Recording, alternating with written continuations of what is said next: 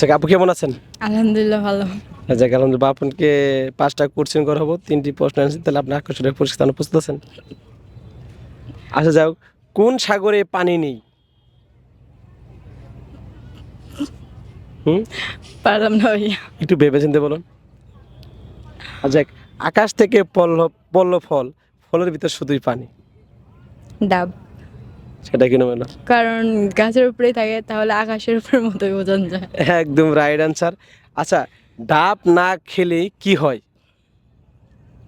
হুম, বলতে পারলাম না। একটু বলুন, ভেবে চিন্তে বলুন। পারবেন না? আচ্ছা যাই হোক, এমন কোন জিনিস যেটা গরমও না ঠান্ডাও না তবুও ফু দিয়ে খেতে হয়? বাদাম। হুম, বাদাম। সেটা কেন মনে হলো? কারণ এটা গরমও না, কিন্তু এটা ঠান্ডা। তারপর ডলা দিয়ে পরে ফু দিয়ে খেতে হয়, কারণ উপরের চালটা তো আর খাওয়া যায় না। একদম রাইট অ্যান্সার। আচ্ছা, কোন প্রাণীর বুদ্ধি মাথার উপরে? পারলাম না। পারবেন না? দেখেন, আপনি আশেপাশে চেষ্টা করলে খুঁজে নিয়ে পারবেন। পারবেন না? আচ্ছা যাক, 101 জন গেলে 100 জন ফেরত আসতে পারে, একজন ফেরত আসতে পারে না। পারবেন না?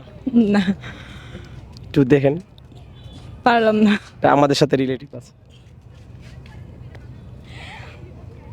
আচ্ছা যাই হোক, এই মেয়েদের দেহে সবচেয়ে কোন জিনিস ফর্সা? তাও বলতে পারলাম না। একদম রিলেটিভ, মানুষ সবার কাছে রিলেটিভ। পারবে, একটু ভেবেছেন দিয়ে বলুন।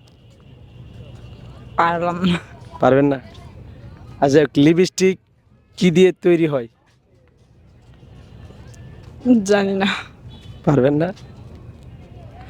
পারলাম না। একদম সহজ প্রশ্নটি বলেন। পারলাম না। আচ্ছা, এমন কোন জিনিস আমাদের সাথেই থাকে এবং চলার পথেও থাকে, কিন্তু আমরা তাকে ধরতে পারি না কখনো?